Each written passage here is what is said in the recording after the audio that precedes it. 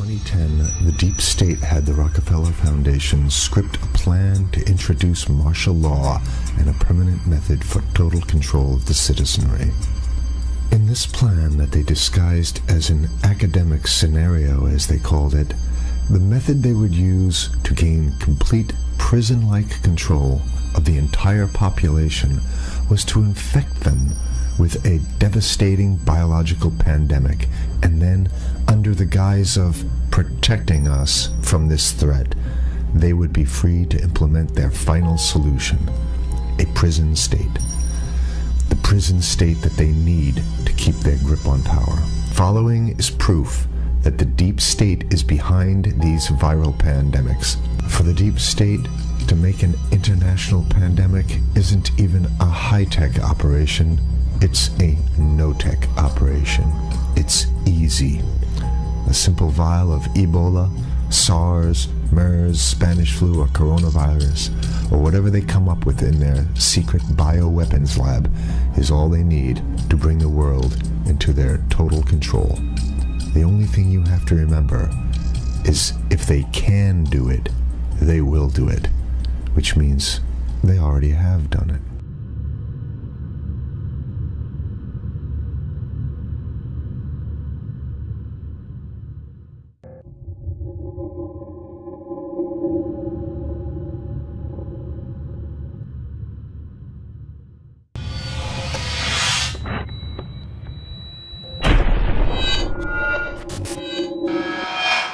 The ruling establishment has a lot of, they will stop at nothing to complete their toolkit of control, right? So one of the things that has been missing from the toolkit of total control has been quarantines and curfews, right? Mm-hmm. So now, welcome to the new world in America, where to get on a bus, to go through a subway station, if you think that the procedures at the TSA are onerous, right? Guess this is coming to a bus depot near you. It's a more invasive way, and the ruling class needs this because, let me say, if the ruling class ever saw wide-scale civil unrest, you'd see an Ebola outbreak in America right away. Okay, so this is, what you see is that Ebola is another tool in the toolbox of the ruling class to control. Yeah, to keep down absolutely, repression. positively, 100%. This is a tool. Right. Ebola doesn't just magically start spreading. Mm-hmm. And then we have this doctors that come back here. The white people, of course, live. Mm-hmm. You know, the two whites who got it survived. All the black people that get it die. The white. It's very possible that these one of these NGOs over there is going around with a veil of Ebola or spreading it from a small plane onto villages. The point is to get hundreds of thousands of people infected with it and create the next phase of control. Now, one of the things I'd like to show to back up my my claims here. Here's a document from the Rockefeller Foundation. Rockefeller Foundation, right there. You can zoom in on that, where my finger is. It's called Scenarios for the Future International Development, the Rockefeller Foundation. All right? Okay, let's take a look at what they're saying here. This is something like a 50, 60-page document. I'd like you to go to page 18, if you can look at this up on the internet, but I'll read it off to you.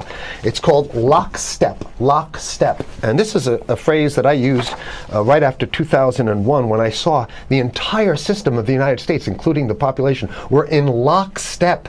So the Congress went along, and yes, it was Osama bin Laden, and the people waved their flag and said, I hate, hate, hate, hate, and everything was in lockstep. Well, in 2010, they published this, Rockefeller Foundation, and here's what they're saying. They're saying that they call it a scenario. These are scenario narratives, and they speak about it in the past tense. So they put out this scenario, lockstep. A world of tighter, top-down government control and more authoritarian leadership with limited innovation and growing citizen pushback. Okay, I'll read a little bit of it. In 2012, the pandemic that the world had been anticipating for years, nobody was anticipating a pandemic, finally hit. Unlike 2009's H1N1, This new influenza strain originating from wild geese, they use some scenario, but this is Ebola they're talking about. Ahead. Even the most pandemic-prepared nations were quickly overwhelmed when the virus streaked around the world, infecting nearly 20% of the global population and killing 8 million in just 7 months, the majority of them healthy young adults. The pandemic also had a deadly effect on economies. You can see the agenda, just naked, raw, naked control agenda written down, and it's anybody's guess how this becomes effectuated in real life. So whether this is written specifically as marching orders or whether people take it upon themselves in the intelligence networks to say, okay, well, this has been produced, so this is the plan here. But these narratives have to be written in advance because the intelligence agencies don't know how to do these narratives. They need help. So these think tanks, they come up with these, like Rand Corporation, Rockefeller Foundation. These are think tanks of death. They're not the think tanks, they're not there to find great ways to help people. Right? Okay, the pandemic also had a deadly effect on economics. International mobility of both people and goods screeched to a halt. Which is what they want. They want a completely isolated world, right? Debilitating industries like tourism and breaking global supply chains. Well, of course they want tourism stopped because they're not in the tourism business, and they want you at home in your house in front of the TV. Then they got you, because once you watch the TV, they own your soul. Even locally. Wait a second, we're on television. I mean commercial television, let's say. National. Even locally, normally bustling shops and offices sat empty for months. Okay, so I love how they talk about it in the past tense in 2010. Right? The pandemic blanketed the planet, though disproportionate numbers in Africa died. Southeast Asia and Central America, where the virus spread like wildfire. It sounds like the opening monologue of a disaster movie, right? Exactly. Now listen, here's the good stuff now. But even in developed countries, containment was a challenge. Now here's this one. I love this one. The United States' initial policy of strongly discouraging, in quotation marks, strongly discouraging citizens from flying proved deadly in its leniency. So they're saying, that... No, keep going. Okay, read it. Proved deadly in its leniency. So they should have been tougher, right? Accelerating the spread of the virus, not just within the United States, but across borders. However, a few countries did fare better. China in particular. The Chinese government's quick imposition and enforcement of mandatory quarantine for all citizens, as well as its instant and near hermetic sealing off of all borders, saved millions of lives, stopping the spread of virus far earlier than in other countries. So the message is here is we have to look towards the Chinese, the oppressive totalitarian Chinese regime as an example of what we need to be doing here. And of course, the ruling class here loves the Chinese regime because they have demonstrated to the ruling class the most efficient form of capitalism, which is authoritarian capitalism. So we have capitalism, but unfortunately we have this veil. I get it. We have this veil of democracy. This is very interesting. This is continue on. Okay. China's government was not the only one that took extreme measures to protect its citizens from risk and exposure. During the pandemic, national leaders around the world flexed their muscles, flexed their authority, and imposed airtight rules and restrictions. You can see the agenda. Okay, go. Okay. From the mandatory wearing of face masks to body temperature checks at the entries to communal spaces like that's what's happening right now. Yeah, but soon it's going to be like body. It'll be at the subway. Yeah, is that what you're saying? We'll be going through this in the sub to get on buses and the subway, absolutely, things positively. like that. And what this means though is don't think about having a cigarette, a joint on you, or I mean, basically you can't.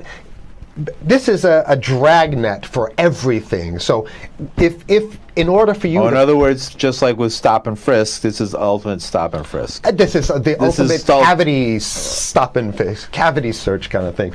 All right, so during the pandemic, national leaders around the world flex their authority. Now there's some good stuff. Listen to this. And even supermarkets, they want body checks at supermarkets. Okay, so basically what they're saying is they're building a system where every move you make, you got to go through them. You can't get food. Well, how about if you go to the farmer's market? Right. Here's the good stuff now. I mean, it just keeps getting better.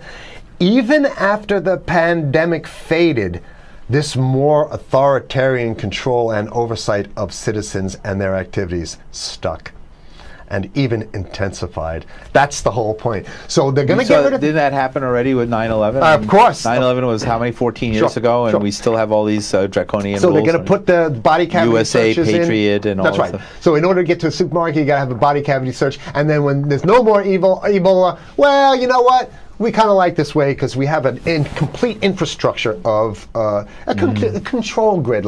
In order to protect themselves from the spread of increasingly global problems, from pandemics and national terrorism to environmental crisis and rising poverty, leaders around the world took a firmer grip on power.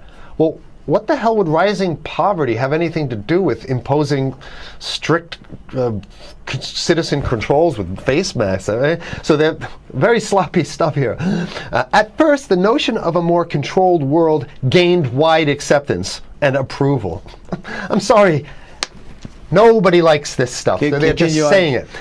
No, I have to provide analysis. Only because we only have 5 minutes left, so that's Oh my God, okay. Citizens willingly gave up some of their sovereignty and their privacy to more paternalistic states in exchange for greater safety and stability. I mean, that's just a complete naked contradiction to the famous saying that if you think you're going to give up a little bit of security, I mean, if you're going to give up your freedom for security, you're going to get neither. That's the long-standing thing. And here what they're doing is they're not even ashamed or embarrassed to absolutely say the exact opposite. They're saying, yes, we all want to give up our privacy and sovereignty for more stability and security and stability. So you don't get that.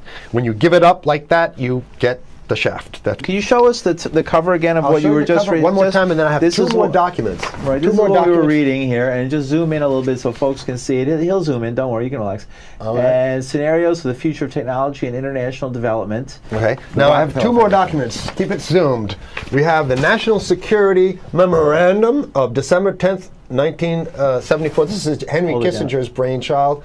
The National Security Memorandum number 200. You can look that up on your internet. I'll summarize it. He says that there's too many people, we got to get rid of the population. So to answer your question. Oh, from earlier. Yeah, he says, he used the word depopulation, which is different. Depopulation means killing people that already exist, and it's to get the minerals, because we need the minerals. And here's another one. The CDC has a patent on Ebola. They've patented it. Yeah? Right. So basically, if you want to get a cure for your Ebola, you got to go. It says it right up here, right? It says human Ebola virus species and compositions and methods thereof, and it's a patent. It's a patent. They patented the main strain plus something like 17 other strains of it. So they own it now, and I don't know how exactly you can own that, but apparently they've done the same thing. Yeah, I didn't think you could own a natural. Yeah, you can. I guess the main thing to finish off this show is this: that they want to get more control, more and it's going to be curfews and quarantines. So what I'm saying is that unless the American people start to get some new way to revolt, a new way to organize, new way to protest, unless we can break through the apathy, because that's what we have here, then it's going to be a slave state here. The ruling class doesn't seem to have too much resistance. They're getting everything on their Christmas shopping list, and they've been wanting quarantines and curfews for a long time. Now they got it. And if you want to live in a world where you're tricked into all this stuff because it's for your safety, right? And if you want to have a probe and make sure you got to check your pockets, make sure you don't have anything incriminating on you before you go out, and when you step out of your house, you want some police there to monitor and see what you're doing. If that's the world you want to live in, be apathetic, don't do anything. You're going to get that world very soon. It's coming your way, definitely. Yeah. So what should people do? What's the hope? You have 30 seconds. To wake up, learn about it, and go fight these bastards in Washington. They're easy to beat. If we can just organize, we can beat them. It's simple. They're weak, and there's so few of them.